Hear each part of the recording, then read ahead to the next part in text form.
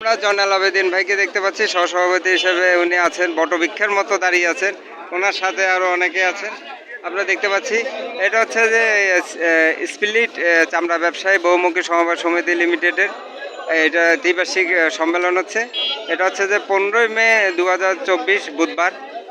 এটা হচ্ছে হাজারীবাগের মধ্যে, ঢাকা শহরে হাজারবাগ থানায় অবস্থিত।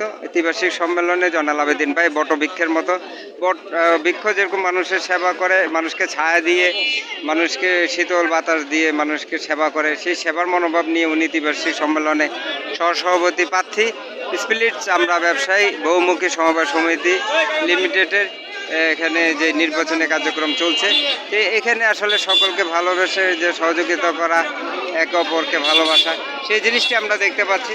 সে আসলে মানুষের কল্যাণে মানুষই এগিয়ে আসে, মানুষই ভালোবাসে। এই আগামী দিনের প্রত্যাশা, আমরা ভালোবাসবো দেশকে, ভালোবাসবো দেশ ও জাতির কল্যাণে,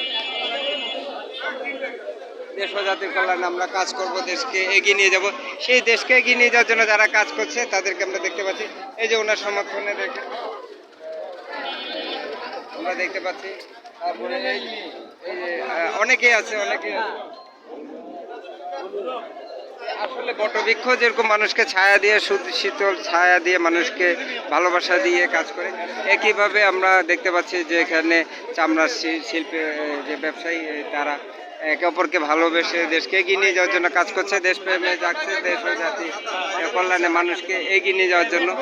এখানে একটা নির্বাচনে মানুষ একে অপরকে ভালোবাসবে, সহযোগিতা করবে, সম্মান দিবে, শ্রদ্ধা করবে, এগিয়ে নেবে, এই প্রত্যাশা এখানে বিদায় নিচ্ছি।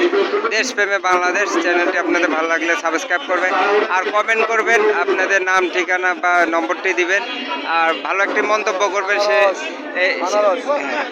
সেই মন্তব্যের কারণে, ভালো একটি মন্তব্যের কারণে আপনি একে অপরকে এগিয়ে নিয়ে যাবে।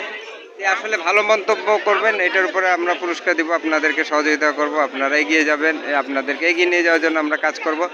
আর একে অপরকে ভালোবাসতে হবে, দেশকে এগিয়ে নিয়ে যেতে হবে।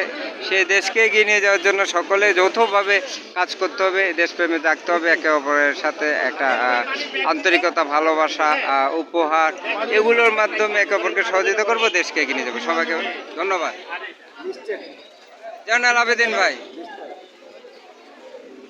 ধন্যবাদ। ওনার বিজয় আসন্ন, আমরা দেখতে চাই যে উনি বিজয়ী হবে। বিজয় হলে আসলে আমরা খুশি হব যে উনি বিজয় হয়েছে। তো এখানে আসলে অনেকেই আছে, সেই অনেকের মধ্যে আমরা আসলে কাজ করছি।